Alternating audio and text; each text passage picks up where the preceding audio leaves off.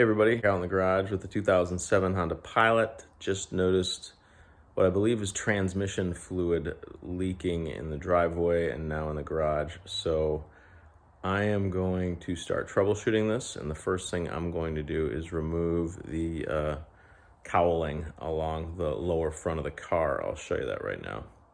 But we're gonna get after it and see where this is leaking. Hopefully it's just some lines, and it should be a quick fix, but let's take a look. This is that cowling I was talking about. So the first thing we are going to do is remove a series of clips that look like that from along the front of the car, so we can take this thing off. Okay, so using a flathead, you're gonna pop out this button, and then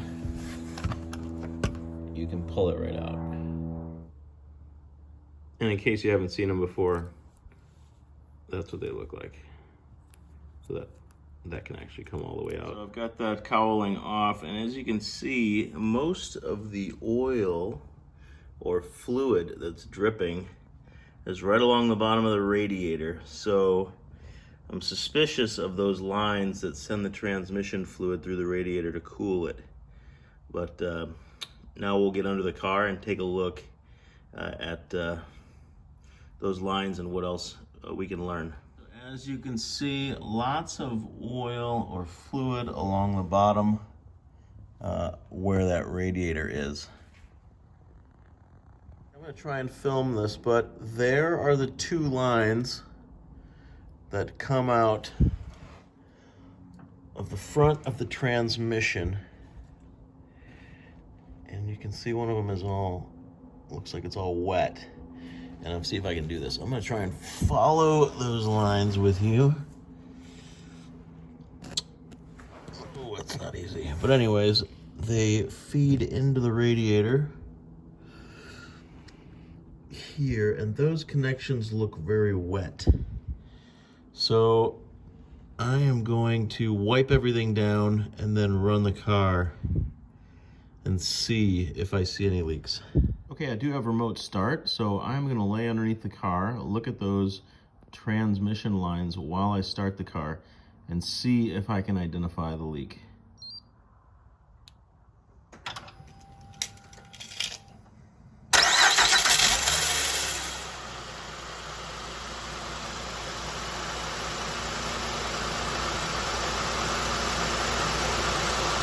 Okay, so after removing the lower cowl and running the engine for a while, I have found the problem, and that is the automatic transmission coolant line that runs to that cooler at the bottom of the radiator. This line right here, that fitting on the radiator, it's pretty corroded. You can kind of see that's where it's leaking. It started dripping from that hole in the frame, and kind of got a little puddle on the floor. So that's our problem. So now I'm gonna see if I can get that part, pull off that line, drain the, I'll probably drain the transmission fluid. And either way, it's gonna make a mess, but I'm gonna see if I can get that fitting. Okay, here's just one example of a cheap part you can source. All right, now changing out that part would be pretty simple. All I gotta do is crimp off the transmission line, probably cut off that port, and then throw a nut on it and pull it off. However, you can see from the pictures how corroded it is.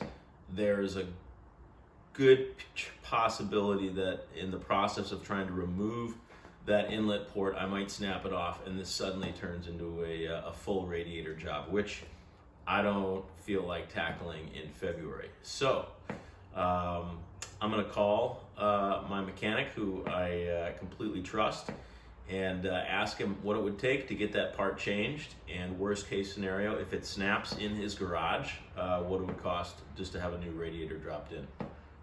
So let's see what happens.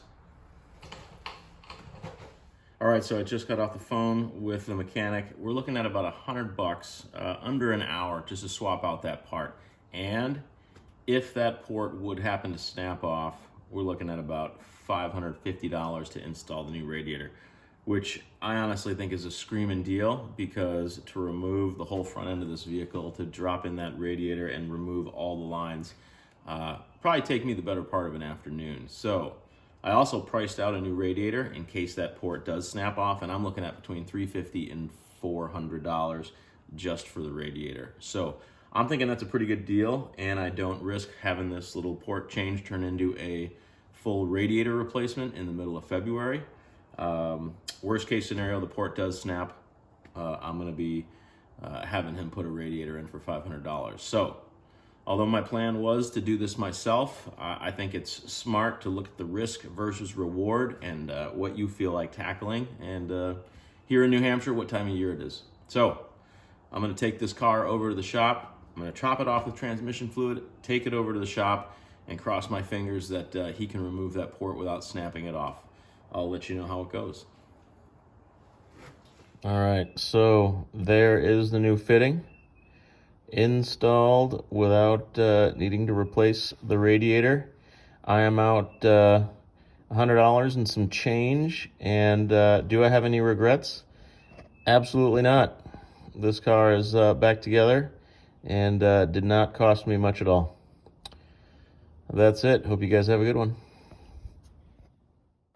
And of course, before we wrap up, we are going to put that cowling back on, replacing it the same way in reverse order that we took it off.